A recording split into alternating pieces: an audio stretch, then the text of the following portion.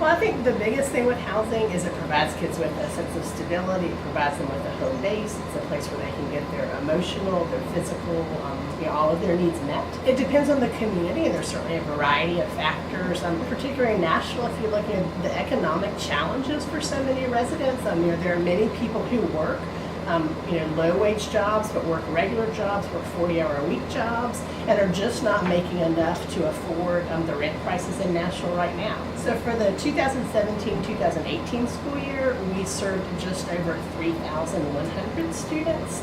And that sounds like a really big number, and it's important for people to understand in education when we talk about students who are homeless. It involves a broad definition of homelessness, so it's any student who lacks a fixed, regular, and adequate nighttime residence. I think if you look at the true numbers, we have kind of a whole bunch of paperwork, and we have a referral system of how we try to identify students who are experiencing homelessness. But many people are in that situation and just aren't comfortable sharing that with school staff. They're embarrassed and they're ashamed and they're worried about what will happen if people know that they're without housing.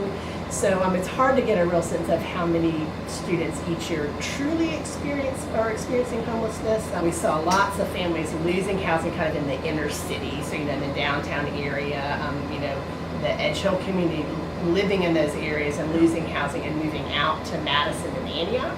But what we're seeing now is as people have kind of been pushed out of the city core and pushed out to these further reaching communities, they're now being displaced from those areas as well. So rents in Madison have gone up, rents in Antioch are going up, and those families just kind of continue to get pushed further and further out of the city. And that's a real challenge for families because many people rely on public transportation. They need access to jobs, maybe in the hotel industry or restaurants that tend to be concentrated in that kind of downtown urban area. Our program, we're funded by the Department of Education, and so there's a lot of stuff we'd love to be able to do for our families that we can't. We're really restricted to meeting those educational needs. So when families are identified to our program, they fill out just a short level needs assessment.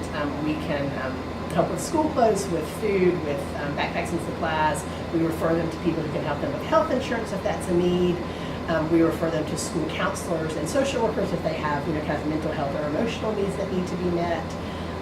We do some academic tutoring programs at some locations, but it's really focused on kind of those educational needs for students. As youth really just become more educated and aware of issues and problems, their ability to express that to the adults in their lives and to really kind of share that message and help bring about that awareness. So I think just recognizing as you go about your school day, there may be students in your midst who are struggling with things you might not be aware of.